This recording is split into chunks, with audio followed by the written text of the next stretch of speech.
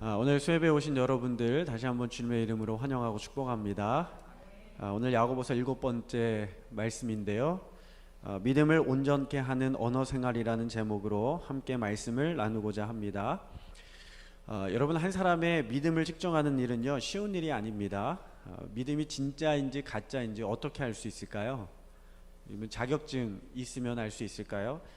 태권도라든가 유도라든가 합기도라든가 이런 것들은 자격증이 있어서 그 자격증 보면은 그 사람의 수준을 알 수 있는데, 인격과 성품은 참 도대체가 알 수가 없어요. 한 길 물속은 알아도 10길 물속은 알아도 한 길 사람 속은 알 수 없는 것처럼 그 사람의 믿음과 인격과 또 그 사람의 됨됨이는 알 수가 없는 것입니다. 근데 오늘 말씀해 보니까 측정할 방법이 있대요. 뭐냐면 바로 말입니다. 그 사람이 어떤 말을 하느냐, 어떤 이야기를 하느냐, 혀를 어떻게 사용하느냐에 따라서 그 사람의 믿음과 인격과 됨됨이를 볼 수가 있다는 거예요. 우리 2절의 말씀을 다 같이 함께 보도록 하겠습니다. 2절입니다. 다시 한번 함께 읽겠습니다. 우리가 다 실수가 많으니 만일 말에 실수가 없는 자라면 곧 온전한 사람이라 능히 온몸도 굴레 씌우리라. 아멘. 여러분, 우리가요 다 실수가 많은 사람이래요. 실수가 없는 사람이라면 온전한 사람이라는 것입니다. 근데 어디에 실수가 많아요? 말에 실수가 많잖아요. 말에 실수가 참 많아요. 어떤 아이가요 엄마한테 물어봤습니다. 엄마, 나쁜 말 하는 게 더 나빠 아니면 도둑질 하는 게 더 나빠? 이렇게 물어봤어요. 그러자 엄마가 이거 둘 다 나쁘지, 둘 다 하면 안 되지. 근데 아이가 궁금한 거예요. 엄마, 그게 아니고 나쁜 말 하는 게 더 나쁜 거야 엄마, 아니면 거짓말 하는 게 거짓말 하는 게 더 나쁜 거야, 아니면 도둑질 하는 게 더 나쁜 거야? 그러니까 엄마가 생각해 보니까요, 남의 물건 훔치는 게 더 나쁜 것 같아요. 그래서 도둑질 하는 게 더 나쁘지. 그러니까 아이가 이렇게 이야기를 해요. 아니 엄마, 나쁜 말 하는 게 더 나빠. 왜? 거짓말 하는 게 더 나빠. 왜? 도둑질한 물건은 돌려줄 수 있지만 나쁜 말, 거짓말 한 거는 되돌릴 수 없으니까 말한 게 더 나쁘지. 아이가 그렇게 이야기했다는 거예요. 여러분, 생각해 보니까 맞는 말 같아요. 도둑질한 것은 돌려줄 수 있어요. 그런데 말이라는 것은 한 번 내뱉으면 주워 담을 수 없는 것이 말이라는 것입니다. 거룩한 빛 광성교회 정성진 목사님이 계신데, 그분이 5학년 때 이런 일을 겪었대요. 5학년 때 담임 선생님이 이름이 오근진이었대요. 오근진 이름 좀 이상하죠? 느낌이 이상하죠? 독특하잖아요. 그래서 반 친구들하고 학교 뒷뜰에 모여서 3, 4, 5 이렇게 모여서 앉아가지고 둘러 앉아서 선생님 욕을 하고 있는 거예요. 야, 선생님 이름이 오근진이 뭐냐? 오근진이 진짜 오그지 같다, 그지? 그러면서 막 뒤에서 욕을 하고 있는 거예요. 그치, 맞아, 오그지 같아, 오그지, 막 그러면서 하고 있는데 뒤가 서늘한 거예요. 누가 나타났어요? 선생님이 나타났어요. 뒤를 딱 돌아다보니까 선생님이 떡하니 서 있는 거예요. 걸음아 날 살려라. 그리고 빨리 뛰어가지고 교실로 들어갔다는 겁니다. 그날 얼마나 깜짝 놀랐는지 일기장에다가 이렇게 썼대요. 3, 4, 1원 하겠다. 뭐예요? 3번 생각하고 한마디 내뱉겠다. 이분이 나중에 커가지고 목회자가 됐는데도 그때 일을 기억하고 잊지 못하고 3, 4, 1원 3번 생각하고 한 번 이야기하겠다. 근데 고쳐지지가 않더라는 거예요. 그래서 매일매일 기도 제목이 뭐냐? 주님, 내 입술에 파수꾼을 세워주세요. 내 입술에 파수꾼을 세워주시고 내 입술의 문을 지켜주셔서 허튼 말 하지 않게 도와주세요. 이분이 그게 항상 기도 제목이었다는 거예요. 우리가 예수 믿고 나서 가장 먼저 바뀌는 게 뭐예요? 언어 생활이죠. 말하는 거 바뀌잖아요. 가장 먼저 부정적인 말이 바뀌지 않습니까? 안 돼요, 못해요, 할 수 없어요, 어려워요, 불가능해요 했던 말들이, 제가 어렸을 때 교회에 딱 붙어 있었던 교회 슬로건 옆에 붙어 있었던 말씀이 있습니다. 할 수 있거든이 무슨 말이냐? 믿는 자에게는 능치 못한 일이 없느니라. 믿는 자에게는 능치 못할 일이 없느니라. 저는 교회 앞에 딱 붙어 있는 거 보고 자랐어요. 할 수 있거든이 무슨 말이냐? 믿는 자에게는 능치 못한 일이 없느니라. 그러니까는 뭐로 변화하면 할 수 있다, 하면 된다, 그렇게 바뀌는 거예요. 그리고 또 하나 사라지는 게 뭐냐면, 예수 믿고 예수님 인격적으로 만나게 되면 욕이 많이 없어지는 것 같아요. 제가 고등학교 다닐 때 욕이 없이는 친구들하고 대화를 할 수가 없었거든요. 욕을 다 잘라내고 나면 할 말이 없어요. 그 정도로 욕을 많이 했는데 그 친구도 이름 안 부르잖아요. 뭐 개 땡땡으로 부르고 소 땡땡으로 부르고 내 새끼도 아닌데 막 이렇게 욕하면서 부르잖아요. 그런데 회심하고 예수님 만나고 나니까 욕 못 하겠더라고요. 그러니까 욕을 하기는 해도 아주 이상한 거예요. 이상해서 못 하겠어요. 그러니까 우리 인생이 바뀌고 언어 생활이 바뀌고 말이 바뀌게 되는 것입니다. 그리고 진실된 말, 참된 말, 남 칭찬하는 말이 우리의 입술 가운데에 있게 되는 거예요. 옛날에는 시집살이 하는 게 참 어려웠잖아요. 그 시집 생활이 참 어려웠습니다. 그래서 뭐 고추당초 맵다 한들 시집살이만 하겠느냐 뭐 이런 말이 있다고 하더라고요. 고추당초가 뭔지 몰랐는데 장 담글 때 쓰는 고추죠. 짤막한 당초 고추, 되게 매운 거. 청양고추보다 더 맵다고 그러더라고요. 그러니까 도저히 스트레스를 견디다 못해서 이 며느리가 이 장독대에 빈 항아리를 탁 열고 거기다가 누구 욕을 해요? 시어머니 욕을 머리를 탁 쳐박고 욕을 하는 거예요. 막 욕을 시원시원하게 하고 뚜껑을 딱 닫았습니다. 얼마나 시원했든지 스트레스가 또 막 쌓이면 가가지고 그 장독대 뚜껑을 딱 열고 한 번씩들 해보신 거죠?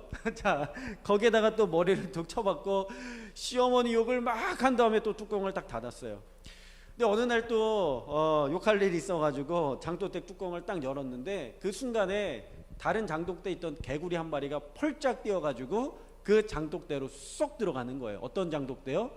욕을 한 바가지 그냥 퍼부은 장독대로 개구리가 쏙 뛰어 들어가는 겁니다.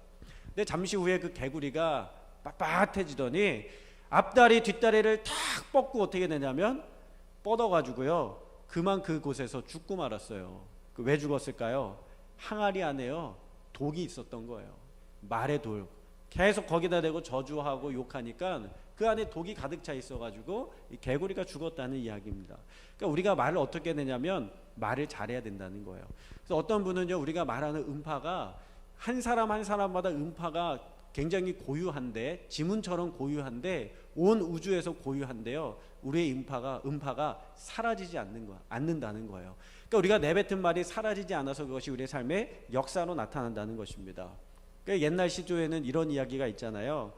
말하기 좋다 하여 남의 말을 말 것은 남의 말 내가 하면 남도 내 말을 할 것을 말로써 말이 많으니 말을 말까 하노라. 뭐 이런 시도 있다고 하더라고요.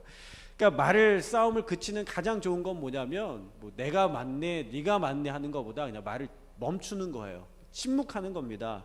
그리고 말을 할 때는 우리가 생각을 깊이 있게 하고 말을 해야 된다는 거죠.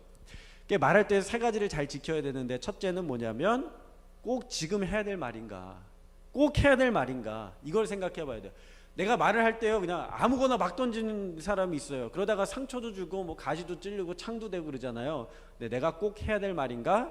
두 번째는 지금 해야 될 말인가? 하루 지나고 나서 해도 될 말이면 지나고 하면 훨씬 더 이렇게 가라앉아져서 막 흥분이 됐을 때 지금 말하면 어떻게 돼요? 가칭분하잖아요. 근데 하루 지나고 나면 에이 뭐 살다 보면 뭐 그럴 수도 있지 뭐 오해했나 보지 하면서 우리가 수용하게 되잖아요. 지금 해야 될 말인가? 세 번째로는 너와 나에게 유익한 말인가? 꼭 생각하고 말을 해야 된다는 거예요. 근데 기독교인들은요 여기다 두 가지를 더 해야 되는데 하나는 뭐냐면 우리가 말하는 게 덕이 되는 말인가? 그렇죠? 교회에 덕이 되고 사람에게 덕이 되고 성도에게 덕이 되는 말인가? 그러니까 말할 때마다요 그 사람을 세워주는 말, 살리는 말, 믿음을 세워주고 자존심을 세워주고 인격을 세워주고 그래서 교회가 세워지는 말이 되어야 될 줄로 믿습니다. 그러니까 누군가를 상심시키거나 누군가의 믿음을 주저앉게 하는 말이라면 우리 예수님 뭐라고 말씀하세요? 연자맥도를 목에 달려져서 바다에 빠뜨려지는 것이 차라리 낫다고 이야기하잖아요. 그러니까 교회 안에서 한 사람을 실족해 하는 것, 연약한 사람, 믿음이 연약한 사람을 실족해 하는 것이요 여러분 하나님께서 아주 싫어하는 일이라는 것을 우리가 기억해야 되는 거예요. 다섯 번째 우리가 생각해야 될 것은 뭐냐면 말할 때 주님이 기뻐하시는 말인가? 내가 말하는 말이 이게 그냥 세상적인 말이 아니라 주님께서 기뻐하시고 주님께 영광이 되는 말인가? 우리가 생각하면서 말해야 될 줄로 믿습니다. 야고보는요 이 말을 어디에다가 비유하냐면 세 가지에 비유하잖아요. 오늘 읽은 말씀에 보니까 첫 번째는 뭐에 비유합니까? 말에 재갈에 비유하고 두 번째는 배에 키에 비유하고 세 번째는 어디에 비유하죠? 불에다가 비유를 하잖아요. 근데 말의 재갈을 가만히 살펴봤어요. 저는 말이 재갈 물고 있다는 생각을 잘 안 해봤었는데 자세히 살펴보니까 말이 물고 있더라고요. 보셨어요? 자세하게? 저는 되게 신기한 게 말이 얼굴이 길쭉하잖아요. 말의 재갈을 딱 물리면 여기 입 끝에 딱 물리게 되지 않습니까? 근데 여기에는요 이빨이 없어요. 여기 바깥쪽에 이렇게 이빨이 있잖아요. 그저 당근 같은 거 주면 이렇게 씹어 먹지 않습니까? 바깥에 이빨이 있고 저 안쪽에 또 어금니가 또 있어요. 근데 말의 재갈을 물리는 그곳에는 이빨이 없어요. 너무너무 신기하더라고요. 하나님께서 사람이 잘 사용하라고 말을 하나님께서 선물로 주신 것. 어떻게 거기에만 이빨이 없어요? 여러분 이빨 여기 다 있으시잖아요. 그렇죠?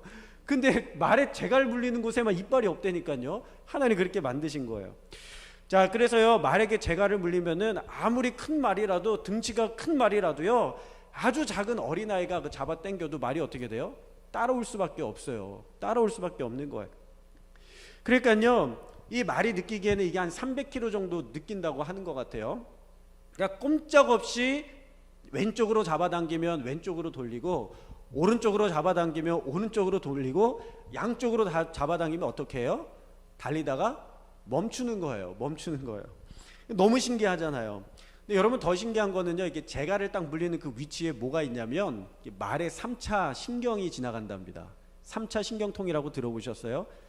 평소 사람들 잘 모르는데 이게 사람 얼굴에도 3차 신경이 있거든요. 근데 이 3차 신경에 문제가 생기거나 염증이 생기면요 어떤 통증을 느끼냐면 얼굴에 벼락 맞는 것 같은 통증을 느낀대요. 그렇게 아프고 고통스러운 게요 그 3차 신경이에요. 근데 이 말에 재갈 물리는 딱 그 자리에 3차 신경이 지나가서 건드릴 때마다 뭐가 쳐요? 벼락이 막 치는 거예요. 그러니까 애가 잡아당겨도요 벼락이 막 치니까 이거 꼼짝없이 순종하지 않고는 견딜 수가 없는 거예요. 순종하면 괜찮고 순종하면 괜찮고, 그래서 말을 잘 듣는다는 것입니다. 그러니까 여러분 이 배 키도 마찬가지죠. 배도 제가 보니까는 배도 어떤 배는 100m, 200m, 심지어 큰 유조선은요 한 400m 정도 되는 어마어마한, 우리 오가초등학교 넓이가 한 100m 정도 되는 것 같아요. 오가초등학교 4배 정도 되는 그 정도의 크기의 유조선인데 거기에 배의 키가요 그림으로 볼 때는 그냥 손바닥만 해요. 손바닥만 해. 손바닥만한 게 붙어 있는데 요게 그렇게 엄청나게 큰 배를 움직이는 거예요. 그러니까 여러분 대단하지 않습니까? 그 큰 배를요 조그만 배의 키가 왼쪽으로도 가게 하고 오른쪽으로도 가게 한다라는 거예요. 여러분 우리의 인생을 움직이는 것이 뭐냐면 바로 혓바닥입니다. 말을 어떻게 하느냐에 따라 우리가 왼쪽으로 가게 되기도 하고 오른쪽으로 가기도 하고 망하기도 하고 성통한 길로 가게도 된다라는 거예요. 오늘 야고보가 이야기하고 있는 거죠. 그리고 마지막으로 야고보는 혀를 어디에다가 비유하냐면 불에다가 비유하고 있어요. 불이요, 불씨가요 조그만 불씨라고 해도 타지 않습니까? 불은요 아무리 작은 불씨라고 해도 그것이 번지게 되면은 자신보다 큰 나무도 태우고 집도 태우고 산도 태우고 산맥도 태우게 되더라는 거예요. 별것도 아닌 불이. 그러니까 말 하나로 나라의 전체를 태워먹을 수도 있는 것이고 한 사람의 인생을 태워먹을 수도 있는 거예요. 6절의 말씀 함께 읽어보도록 하겠습니다. 6절입니다. 6절의 말씀 다 같이 읽겠습니다. 시작. 혀는 곧 불이요 불의 세계라. 혀는 우리의 지체 중에서 온몸을 더럽히고 삶의 수레바퀴를 불사르나니 그 사르는 것이 지옥불에서 나느니라. 아멘. 여러분 이 말씀에 보니까 뭐라고 이야기하냐면 불이요 온몸을 더럽히고 삶의 수레바퀴를 불사른다고 이야기하고 있어요. 삶의 수레바퀴가 뭐예요? 인생이죠. 인생. 우리의 인생, 사람들의 인생을 불사를 수도 있다는 거예요. 그러니까 혀는요 한 사람의 인생을 망하게도 하고 살리기도 하고 죽이기도 하는 것이 바로 혀의 권세에 있다는 겁니다. 그래서 전쟁터에서 총과 칼에 죽은 사람보다 말의 비수에 찔려서 죽은 사람들이 더 많다고 이렇게 이야기하잖아요. 총과 칼에 죽는 것보다 말에 상처받아서 죽은 사람들이 더 많다는 것입니다. 여러분 학교폭력 요즘 나오잖아요. 그 흥국생명의 배구 선수들 여자 두 쌍둥이가 지금 국가대표 선수인데 퇴출을 당했어요. 왜 퇴출당했냐면 고등학교 학교 다닐 때 학교폭력을 하면서 학생들을 괴롭혔던 거예요. 폭력하면서 어떻게 하겠습니까? 말로 사람을 죽이잖아요. 폭력을 통해서 사람을 죽이고 말로 사람을 죽이는 거예요. 여러분, 그 사르는 것이 어디에서 나오냐면 이 죄인된 인간이 내보내는 것은 뭐냐면 지옥에서 나오는 것밖에 없다는 거예요. 그러니까 우리가 어떻게 해야 되느냐, 혀가 인치심을 받아야 돼요. 그게 놀라운 비밀이 있는데, 초대교회 120명의 성도들이요, 그리고 예수님의 제자들이 이 마가의 다락방에 모여서 기도하잖아요. 예수님 약속하신 성령을 위해서 기도하고 성령의 충만함을 위해서 막 기도하지 않습니까? 근데 하늘로부터 불이 임하는데 어떤 불이 임했는지 아세요? 불의 혀처럼 갈라지는 것들이 그들에게 임했다, 이렇게 말씀하고 있어요. 불의 혀처럼 갈라지는 성령의 충만함이 임했다. 여러분, 왜 성령의 충만함이 임했다라고 안 하고 불의 혀처럼 갈라지는 것이 임했다 이렇게 이야기하고 있을까요? 불의 혀 같은 것이 임했을 때 제자들의 언어가 바뀌고 말이 바뀌고 삶이 바뀐 거예요. 그러니까 여러분, 성령 충만함이라는 것은 단순히 우리 능력이라고만 생각하잖아요. 우리의 언어 생활이 바뀌는 거예요. 우리 말이 바뀌는 거예요. 그러면 하나님께서 그 말을 통하여 쓰시는 것입니다. 하나님이 세상을 창조하실 때 뭘로 창조하셨어요? 말씀으로 창조하셨잖아요. 빛이 있어라, 그러니까 빛이 있게 되고요. 빛과 어둠으로 나뉘라 하니까는 빛과 어둠으로 나뉘면서 세상에 혼란스러웠던 세상에 말씀으로 질서가 생기게 되었습니다. 그러니까 여러분, 우리가요 말에 능력이 있는 거예요. 여러분, 말을 많이 하시기 바랍니다. 어떤 말이요? 하나님의 말씀 붙들고 말씀을 많이 하세요. 예수의 이름으로 말씀을 하세요. 저는요, 저와 여러분은요, 오늘 성령의 충만함을 받아야 됩니다. 그리고 우리의 모든 혀가, 우리의 말이 주님에게 사로잡혀서 생명을 쏟아나는 말들이 다 될 수 있기를 주님의 이름으로 축원합니다. 한 가지 이야기만 할게요. 그 폴란드의 피아노 거장의 이야기인데, 폴란드에서 태어나서 음악학교에 입학한 한 소년이 있었습니다. 고등학교쯤 간 거예요. 근데 이 소년의 꿈이 뭐냐면 피아노 연주자가 되는 게 꿈인데, 이 단점이 있었어요. 손가락이 짧아요. 그리고 손가락이 굵어요. 그리고 손가락이 거칠어요. 두꺼워요. 그러니까 피아노를 칠 수 없는 모든 악조건이 다 있는 거예요. 그러니까 선생님이 이 학생을 피아노 칠 때마다요, 지나가면서 뭐라고 하냐면, 야, 너는 손가락이 왜 이렇게 짧냐? 너는 왜 이렇게 손가락이 두껍냐? 너는 왜 이렇게 손가락이 이렇게 거치냐? 야, 이거는 피아노 치기 어려운 손인데 하면서 다들 한마디씩 하고 가는 거예요. 그러면서 피아노 말고 다른 악기를 권해주는 거예요. 그러니까 이 아이가요, 굉장히 실족을 해서 원래 꿈은 피아노 치는 거지만 선생님들의 말씀을 따라서 다른 악기를 연주해 보는데 피아노만큼 재밌는 악기가 없는 거예요. 그러니까 실망이 찾아오고 절망이 찾아오기 시작했어요. 왜 이렇게 내 손은 짧은 거야? 왜 이렇게 내 손은 굵은 거야? 내 손은 저주받았나 봐. 나는 태어날 때부터 잘못 태어났어.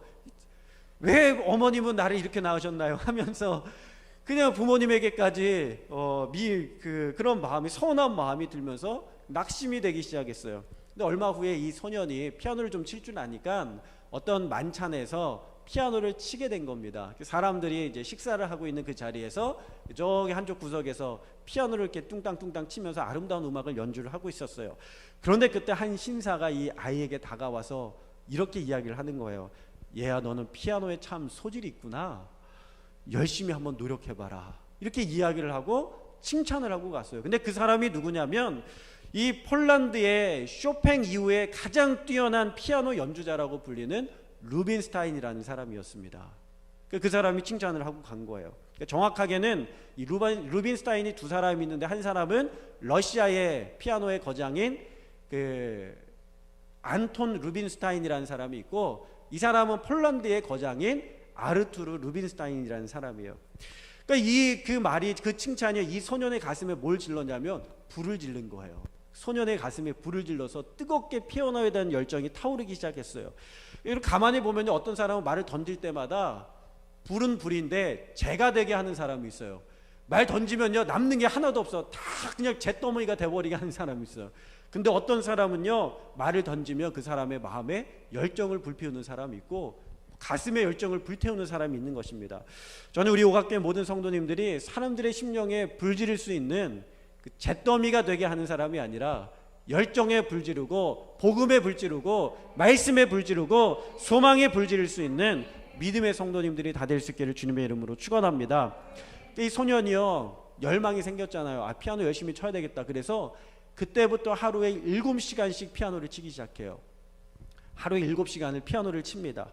그렇게 하고 어떻게 되냐면 세계를 깜짝 놀라게 하는 피아노 연주가가 되는 거예요. 미국에 건너가게 되었는데 이 사람이 바로 누구냐면 폴란드 피아노의 거장인 이그나치 얀 파데레프스키라는 사람입니다.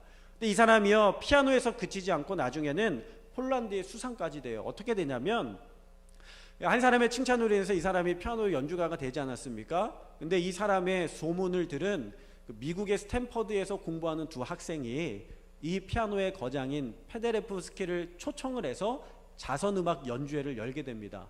워낙 학비가 비싸니까 어려운 학생들을 도와야 되겠다는 마음으로 자선음악회를 이분을 초청해서 연주가로 세워놓고 열게 된 거예요.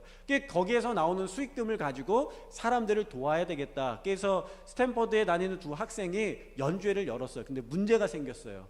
아무도 오지 않는 거예요.